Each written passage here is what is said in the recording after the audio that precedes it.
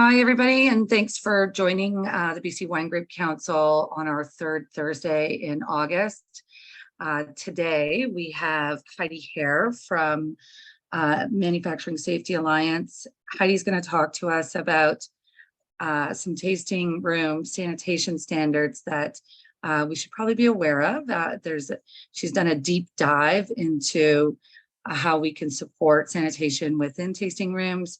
MSA has developed a toolkit and some guidelines on how wineries can best manage and navigate the sanitation protocols that the Health Board has implemented. Bit of background on Heidi. She was our August 2022 presenter. And so we do love having some health and safety messaging through these third Thursdays. So we do appreciate Heidi coming back again with us this year. The session is recorded, and so we will have it available for people within your organizations to tap into when they may have a little more time. I understand it is the summer and hard to come out. So Heidi has more than 14 years of occupational health and safety experience, specifically in safety training for utilities, construction, heavy industry, and post-secondary continuing education. She's developed occupational hygiene programs. She's done staff orientation and health and safety practices for industrial, laboratory and office spaces. She does strategic communications with government and provincial health, corporate partners, and scientific researchers. And she's developed research proposals, safe work procedures, exposed control plans, and scientific publications. Heidi began her career in health and safety with the BC Cancer Agency and has expanded beyond safety services to adult safety instruction and project management. Her goal is to drive consistency, working collaboratively, and providing solutions to continually improving worker safety. So thanks so much, Heidi, for coming out. And I'm going to turn it over to you. We've got about a 45-minute presentation, and then if we have questions and answers after, we'll welcome everybody to bring those up. Thanks so much.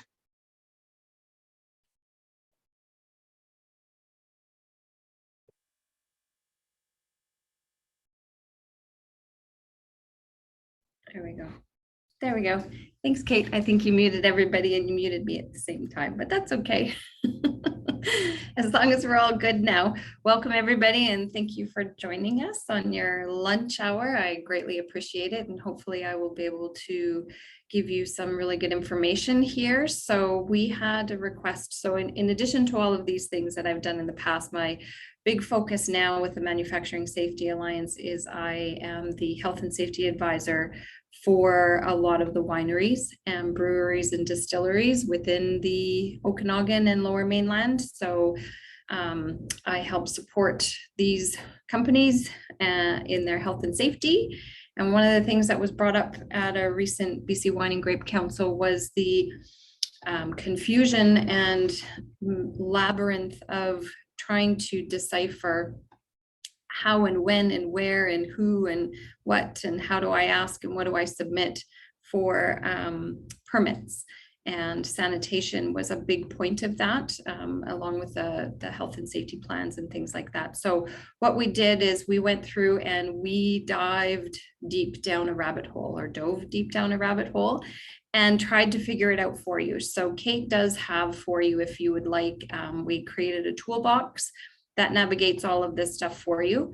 And we're going to talk a little bit about it today. So it was confusing. It was very, who is actually in charge of this and where do we go and do we actually need this as a winery? And we're trying to figure that out for you. So I'm going to go over the overview of the application process very briefly. I'm going to talk about the food safety plan and the 7 elements, and again, just very briefly on that, and the sanitation plan. So the food safety plan and the sanitation plan are both things that are mandatory submissions for you when you do put in a permit with the local health authority to get your permit to operate. And provide the tasting room experience, so to speak. Okay. So after that, I'm going to make sure that we talk specifically about this tasting room sanitation plan elements. So some of the solutions, the difference between cleaning products and sanitizing, and then a general how-to on cleaning and things like that. So without further ado, I will begin all of that. And hopefully by the end of this, we're not doing this anymore and we're a little bit clearer. And I hope that I have helped in the end. And again, like I said, we do have a document available with all of the links. And we're not reinventing thing here. We're just going to make sure we provide everything that you need and try and clarify things for you. So the first thing we want to figure out is, do we actually need to do this? Do I have to do this? Does somebody tell me I have to do this? Why am I doing this? Well, we look at what our definitions are, first of all. So we want to see the Ministry of Health says that anybody who is a food processor has to apply for a permit, okay? So a food processor is a type of food premises where raw food is made ready to eat. This includes washing, rinsing, cooking, smoking, canning, and other processing. So creating your beverages is food processing, okay? So this is not intended for immediate consumption. So I'm not making this, I'm not baking something and giving it out. I'm going to package it and process it and can it, bottle it, etc. Okay? So what is food then? Any manufactured, sold, or represented use for food or drink for human beings, okay? So that's important here. Food is for us. Chewing gum, any ingredient that mixed with food for any purposes whatsoever. So these definitions are straight from the regulation. So when we start to say, do we have to do this? Am I a food processor? Well, yes, I am. I fall under that definition under the food premises regulation. Okay, so this is a big federal regulation there. And then the Food and Drug Act then defines what food products are. So yes, we actually are food processors, and yes, we actually have food is what we'll call it.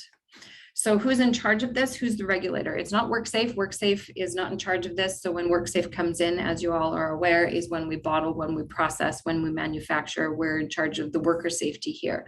So this is the Public Health Act.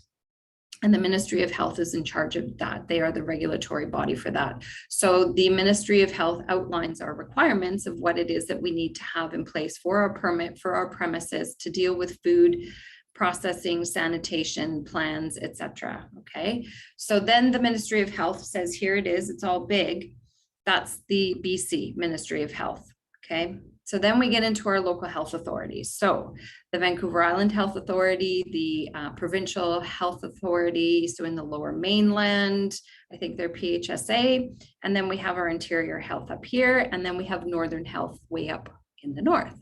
So each of them are slightly different in what they want to do and how they want to do it. So I have a couple of clients on the island, and we actually just started looking into this for the Vancouver Island Health Authority, and it's just slightly different, okay? But we're going to deal mainly with the Interior Health right now. And Interior Health is in charge of approving, they're in charge of releasing the permits. They come out and they do your inspection on your premises after you've submitted your permit. They respond to complaints with respect to food premises, and they are the ultimate approval of the permits. Okay, so they outline what we need to do and what needs to be submitted, and then what kind of things need to be in our documentation when we are submitting them. Okay. So our food safety plan, this is the first thing that we have to make sure that we have in place. We are going to talk about what is it that we're doing here. So you can see on the screen there, we have a sample food safety plan. The Ministry of Health provides an example of this safety plan. Again, we're not reinventing the wheel. We're not creating one of these for you per se. The ministry has actually made it quite simple to be able to fill these in and provide the information on your own. And it's fairly simple when we get there. The hard part is finding all of this stuff. It was a go here, go here, go here, go here. Oh, I see something. Now I go back here and I go back here. So that sort of labyrinth is what we're hoping to be able to unconfuse in our toolkit. so that we just come in and we provide you a link straight to this. There's template documents.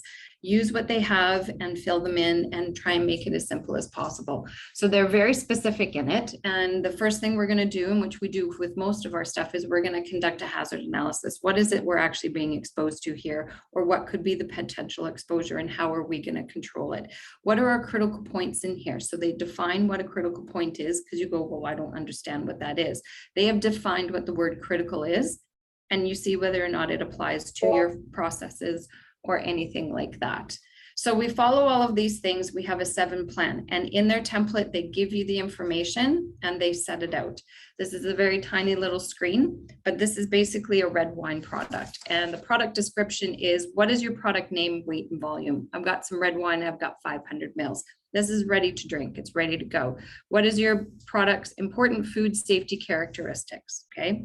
It's got acidity, it's got some salinity. What does it have in it? Well, my red wine has a pH of 3 to 4. I'm hoping that is correct. And the alcohol content is about 11 to 13%. Okay, so we're going good. These are easy things that we can talk about. Do we have any restricted ingredients in there? Are there preservatives? Okay, so we actually use potassium metabisulfite in our process. This is how much is in there. What are your food processing steps? What are your packaging products? Okay, we put it in a glass bottle. So we're just doing the hazard assessment here, and we're giving our product description and we're talking about it. So it's fairly straightforward to be able to answer it. You do this for your red wine, you do this for your white wine, you would probably do this for your bubblies as well, because you have different things in there for the ingredients or preservatives or anything like that. So again, there's a template and it's available and it's fairly easy to walk through.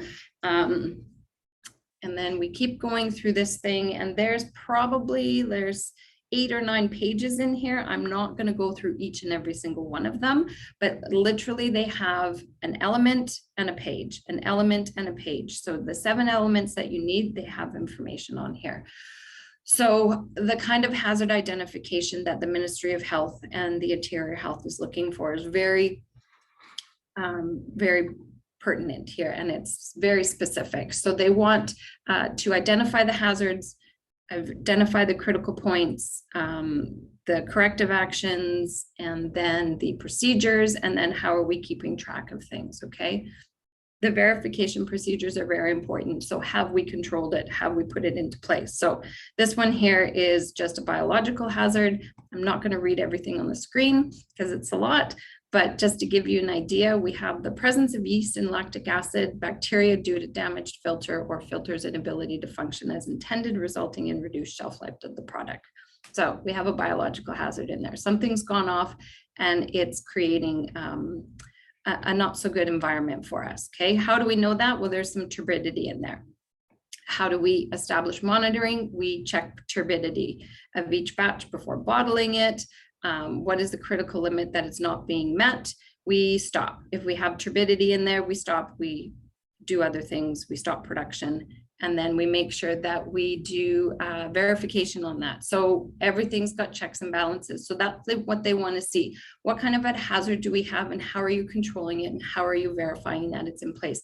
And this is all for food safety and sanitation wise, right? So this is just your product food safety, not necessarily how we're going to clean the establishment once we start serving this food product, okay? So that's, in a nutshell, all of that said and done. So this one here, again, you're going to go through and you'll know your products, you know where your points are, and they're very specific in giving you details on how to fill this in and what kind of information they're looking for. When you see the sample red wine one, it makes it very simple to be able to take that red wine one and create the white wine one. Again, the hardest part of this was navigating through all of the screen links and finding out who exactly was in charge of what and the information. So the Ministry of Health just says, do it. And then the Interior Health gives you step by step and a lot more detailed information, very prescriptive on how to do it and what is expected to be submitted with your permits.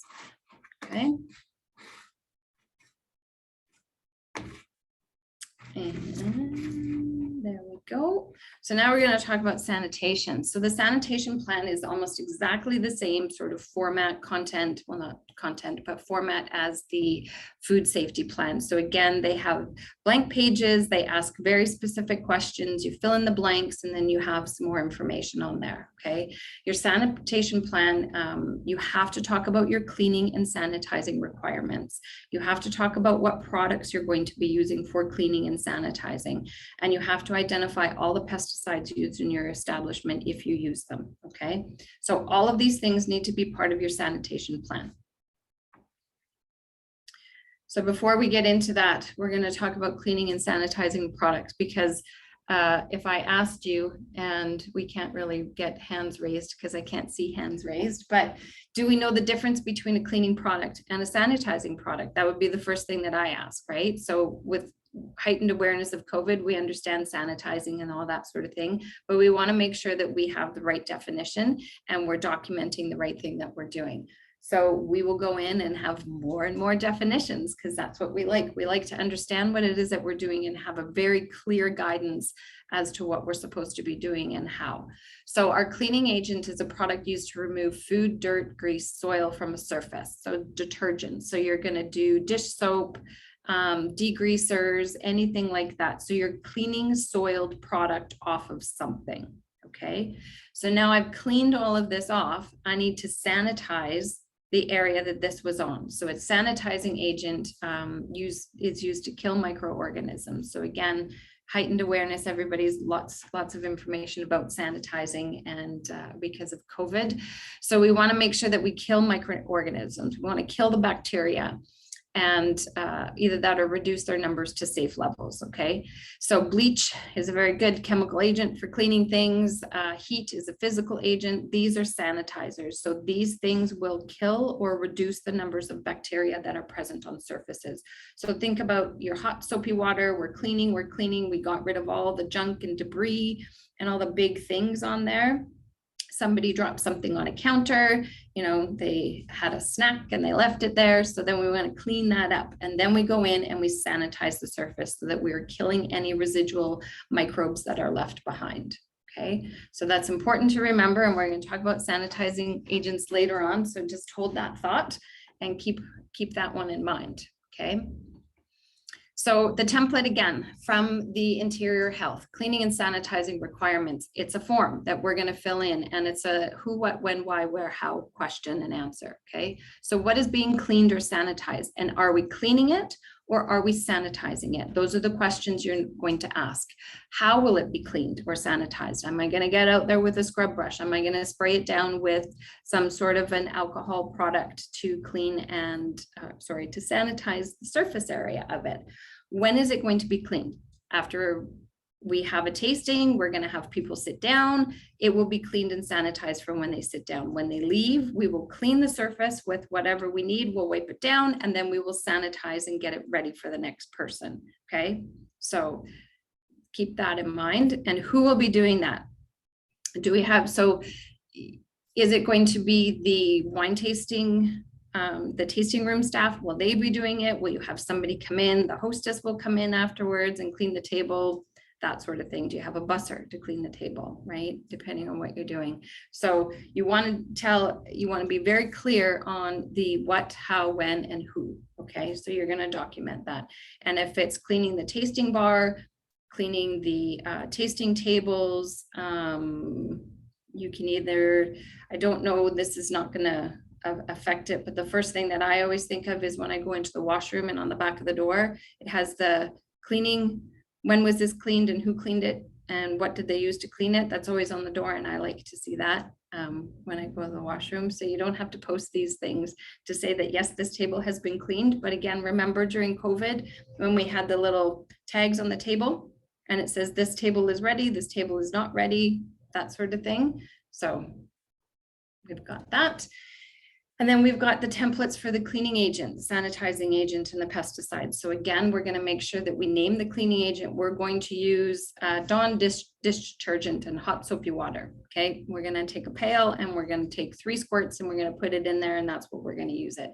The intended use is for cleaning. So that's to get rid of the big pieces of product left behind, food waste or anything like that that's left on the table or the tasting bar. And then we come in and we're going to clean there, we're going to sanitize it. So we will spray it down with some 70% isopropyl alcohol, right? Or in your case, you probably just use extra distilled products. I know that some of my distillery clients, they bottled and sent it out for use. So we're just going to use an alcohol-based product. So mixing instructions, we're going to make it a 50% solution. If we're using bleach, we're going to make it a 10% solution. Okay. So you're going to write that down and you're going to say what the intended use is for. So normally you're going to see the spray bottle. You won't see a lot of buckets sitting around because nobody wants to have a bucket hanging around the tasting room. But maybe you've got a sink that you can use and you can wipe down the tasting bar with the sink and the hot soapy water and then sanitize it with the sanitization product. Okay. I won't get into pesticides here, but if you're using them, you know, obviously you're going to have to control them and take care of them. But that's one of the things that you have to make note of in your sanitation plan. Literally just how we're cleaning up residual product from that, right? So if you've got residual pesticide on anything, how are you dealing with it?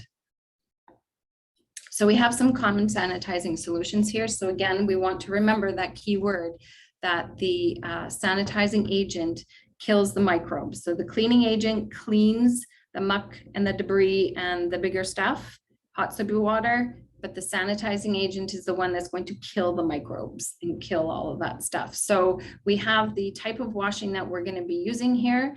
And we've got a manual dishwashing, so me and my hands, mechanical dishwashing, glass washing, and the clean in place, okay?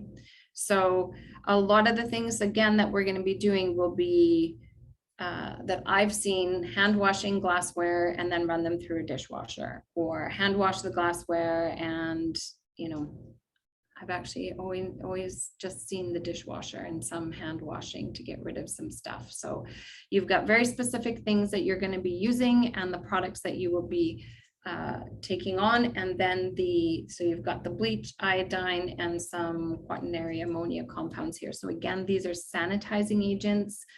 And these are just some examples of them, okay? There's not an exhaustive list. It's just some things that I had come up with. The big one that I would say is that you've got your alcohol-based product in there as well.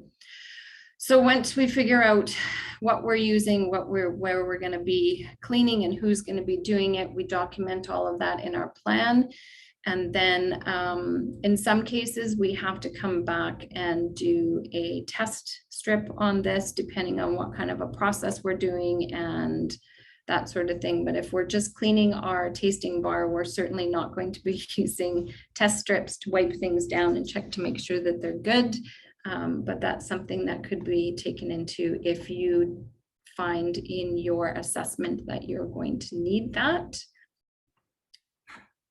This is just a nice little poster that's out there that shows you how to. So they want sort of a safe work procedures so you can tell people that will be cleaning how they're going to be cleaning. Okay, so step 1 and 2, wash with hot soapy water, then rinse it down. Okay, step 3, sanitize with sanitizing solution. And then you're going to pick which sanitizing solution you need.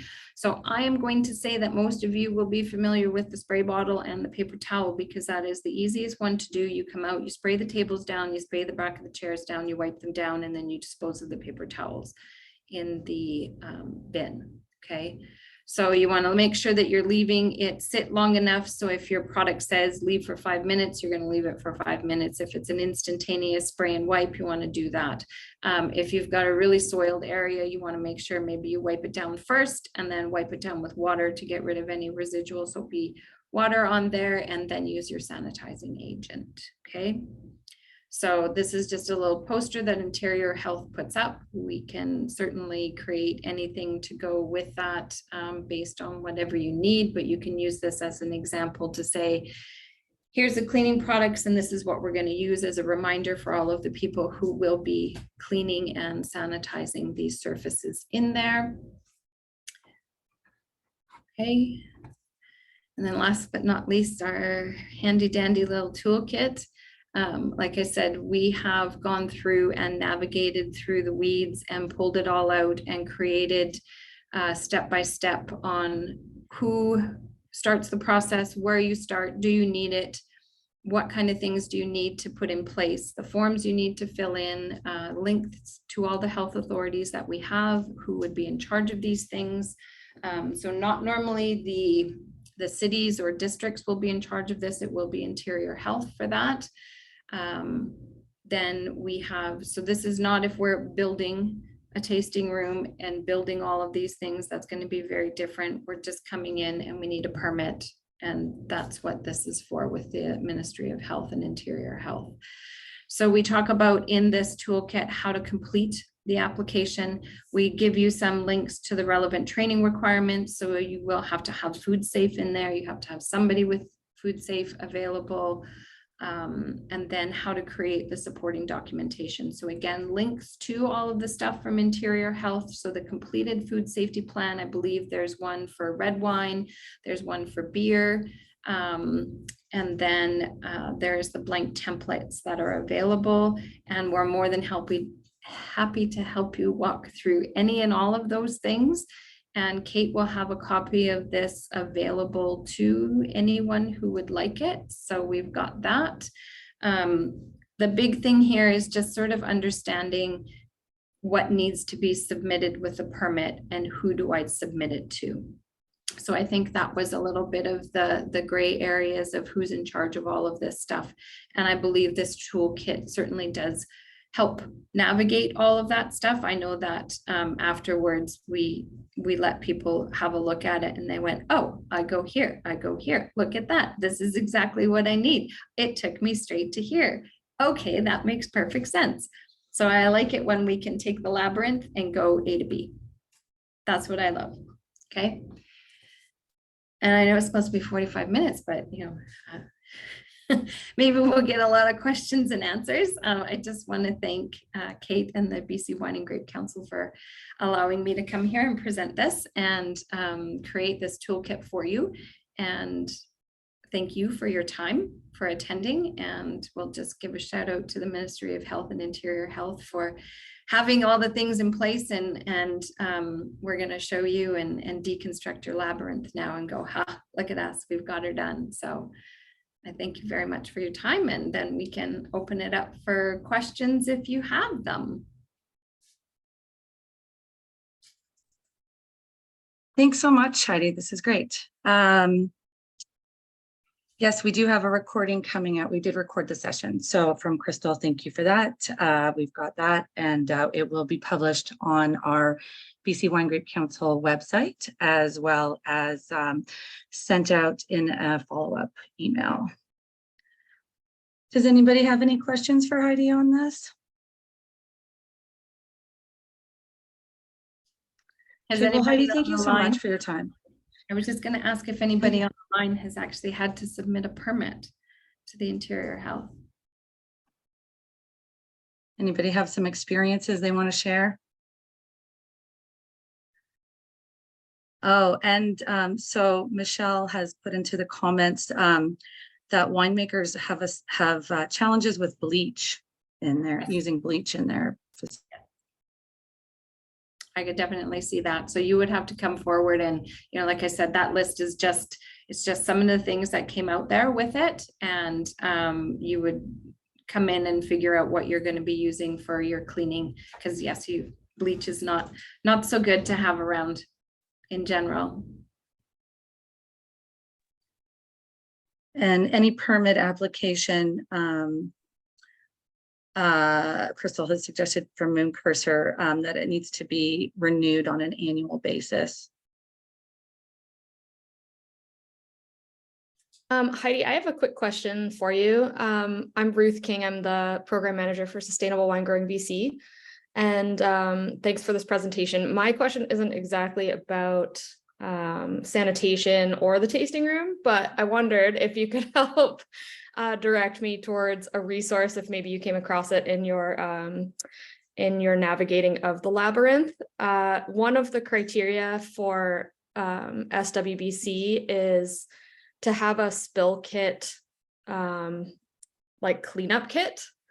And that would be like kind of more, you know, health and safety for sure. But something that is, I'm imagining like a kitty litter type of thing. I don't know if that is like something that you came across at all, or if it's like a kit that somebody sells somewhere, because I know Growers Supply Company does not seem to have one. So I was just wondering if you had any clues about that. So that would not be covered under this, because that would definitely be a health and safety thing for sure. Yeah. So what I would say for spill kits, normally the process would be, I would look at the products that we're using and then look to see what the SDS says to clean it up. And then we sort of we can create our own spill kit around that and say, we need kitty litter, we need berms, we need water, or we need some sort of deactivating compound or something like that. So depending on what you're using, and then we just take it and we put it all in a tote, and then we have the tote ready, and we've got sponges and berms and kitty litter and little brooms and garbage bags and everything that we need, and we create a spill kit on our own.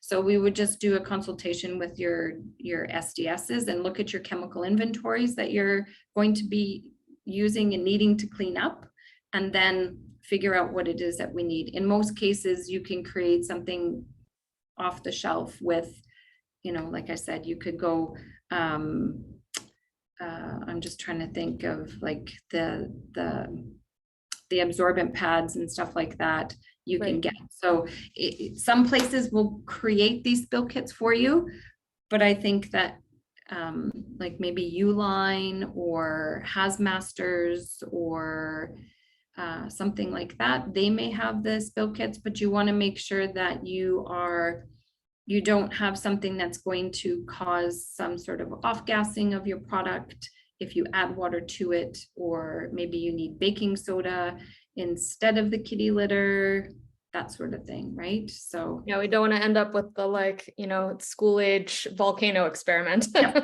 absolutely do not. You're going, oh, okay, we have this baking soda, let's throw it on there. Or you buy the kitty litter that isn't you buy the clumping kitty litter instead of the regular kitty litter, and you go, well, that didn't help, right? And then in some cases, you're going to have to look at it, and it will say that you will need some sort of a spill berm. So a big sock that can go around it. And maybe when you have a storage, you already store this product in a secondary container. So you have your product in a container, so it's already contained if there is a leak or if there is overspill or anything like that. So it would just say, just have a consultation with look at your SDSs and go there. So. Okay, perfect. Thank you. That's super helpful.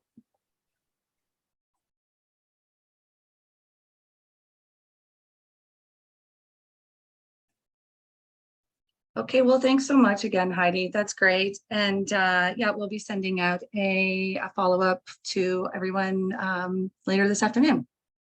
Awesome. All right. Enjoy the rest of your day, everybody. Okay. Bye. Bye.